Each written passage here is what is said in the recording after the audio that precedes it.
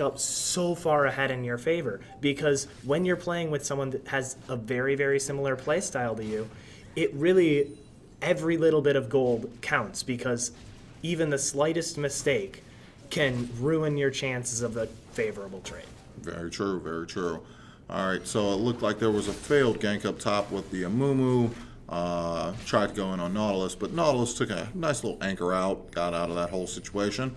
So, at this point, I'm going to assume that someone should probably get Dragon.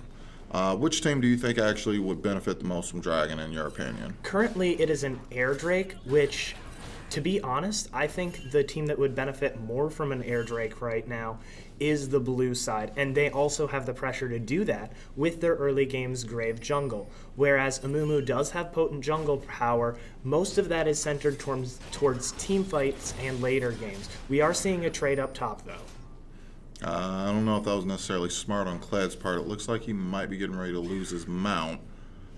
He is healing, but at the same time, and it looks like Lux might be getting ready to go in. She's running around minions trying to stop herself from getting charmed, but it's not enough. Ahri goes ahead and gets the kill on Lux. Things are slowly starting to move more towards Custom Elite's advantage.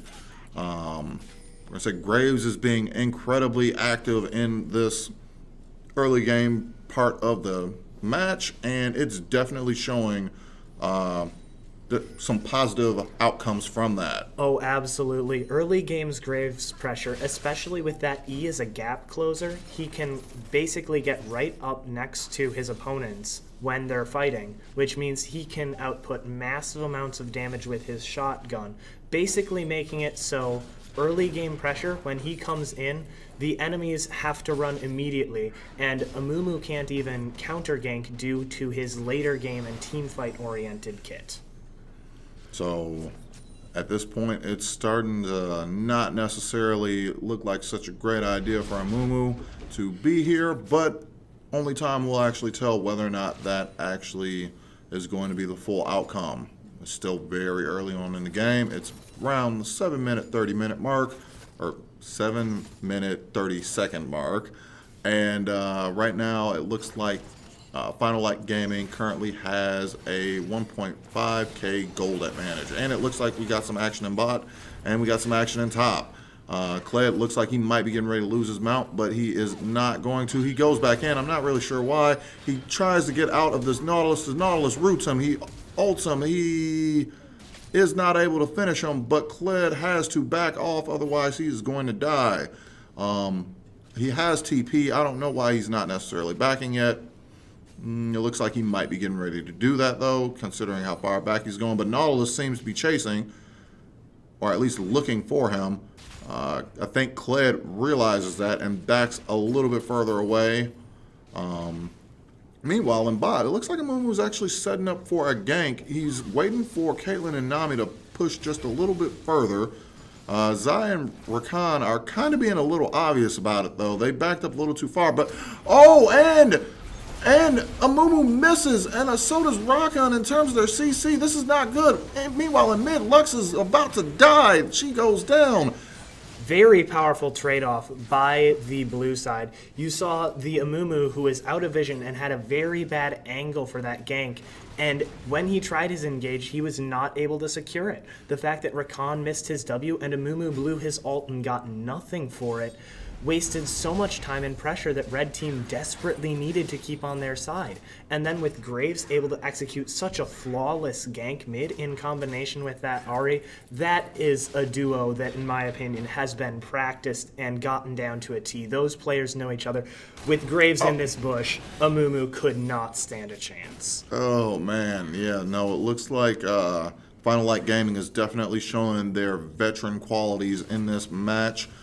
They've been in this tournament for the longest time. In all honesty, with my memory, I think they've actually been in every tournament I've casted in. So they have quite a bit of experience in this tournament. And you can definitely tell that. Oh, and it looks like Kate tried to ult, but I'm not really sure what necessarily happened with that. It looked like Rakan blocked a fair majority of it.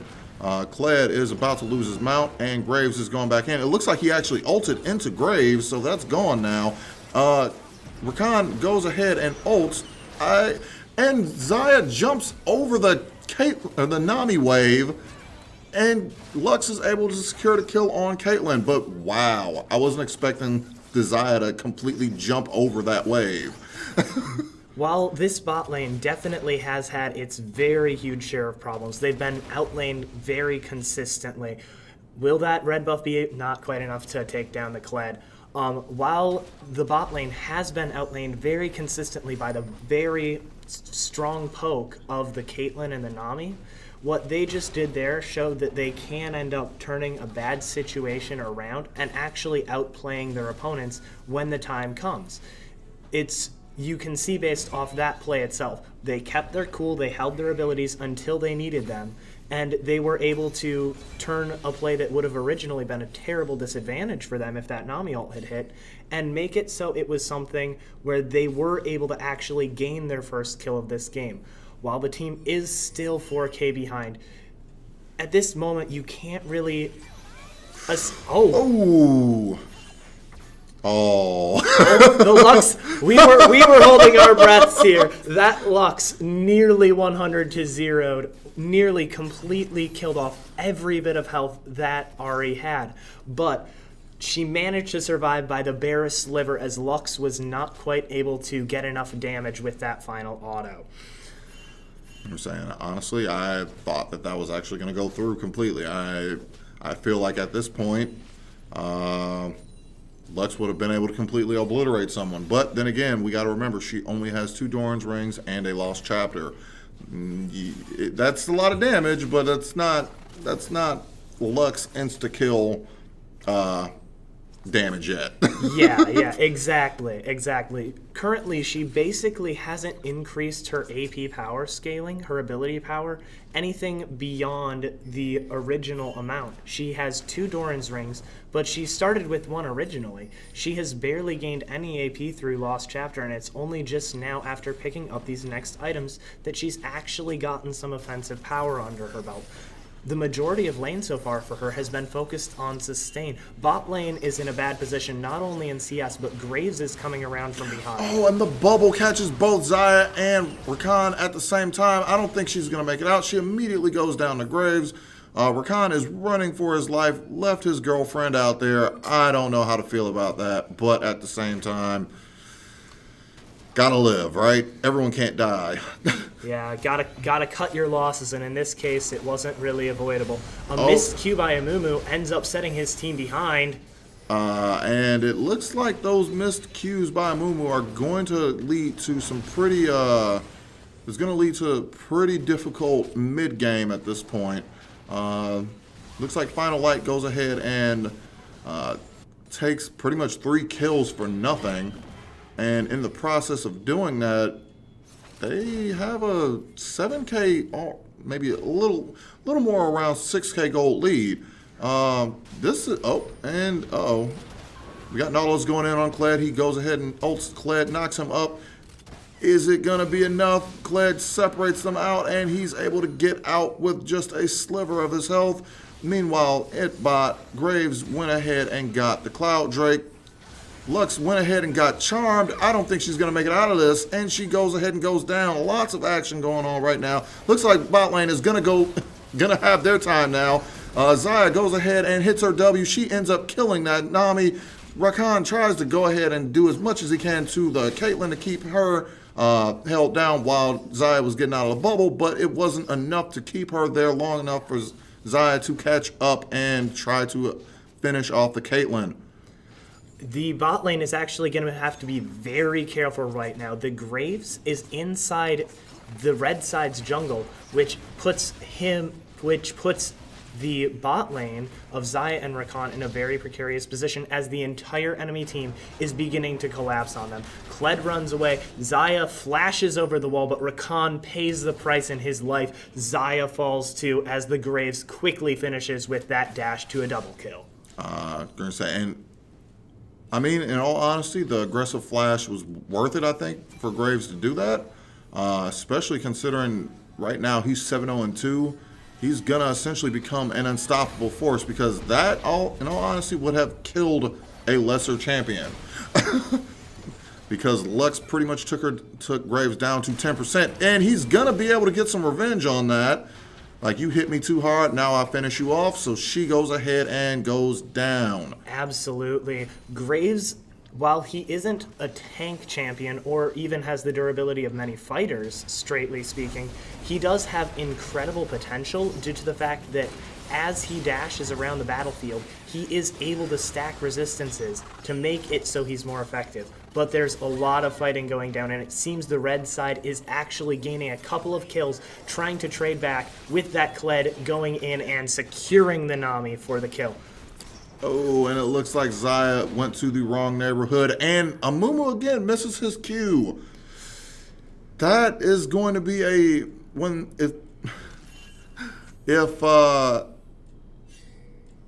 if Crimson Elite comes through and looks at this game, they're gonna have to pay attention to the fact that Amumu needed to hit a lot of those cues in order to make a lot of those fights and situations worth it, or more balanced in terms of the outcome. He has got to start hitting some of those. If he doesn't hit those, that's almost essentially like negating a complete character of their team. Exactly, especially because Custom Elite has so much riding on this Amumu being able to counter-engage when the enemy team dives. The dive, as you saw previously, just a few minutes ago, or about a minute ago or so, was reduced dramatically in effectiveness even with bad plays by Custom Elite, because they have such a powerful comp at countering the dives. However, in order to fully make these trades effective and be able to gain advantages off this, they're going to have to get more than an even trade when the enemy dives tower. You're going to need to actually turn the fight around in your favor. Yet another Amumu Q missed on the Nautilus. There wouldn't have been a kill that went down either way, but this Amumu, I can almost feel his frustration this game as he continues to miss this incredibly crucial and, I would say, the skill shot you absolutely need to manage to hit every time on Amumu.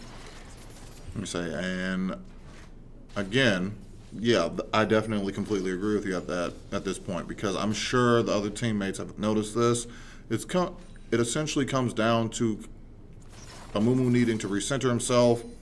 As I said before in a previous match, you kind of got to refocus yourself, take a deep breath, try not to think too hard about what you've been doing. Yes, you've been missing, but at the same time, you also have to keep in mind that you can't make every shot that you attempt. So hopefully Amumu kind of, like I said, gets that through and is able to think a little more clearly about moving forward. Oh. Yet another Amumu Q missed, as we were just mentioning. It seems that he was trying to get an engage play on the Ahri. While I'm not sure how effective it would have been, he seems desperate at this point to make anything he can work. And this desperation he has is costing his team so much as he's making these decisions, and he's not even able to follow through on these decisions that he's trying to make because he just can't get the mechanical skill shots right due to the pressure this game has. In high-intensity situations like this, one single mistake, if you do not have the focus and wherewithal inside yourself to realize that mistakes happen even in important games, you're just going to keep on making more and more mistakes as the stress builds up and you get further behind. Right. That's how games are won and lost, with the mistakes made in, for example, just the stress of the game.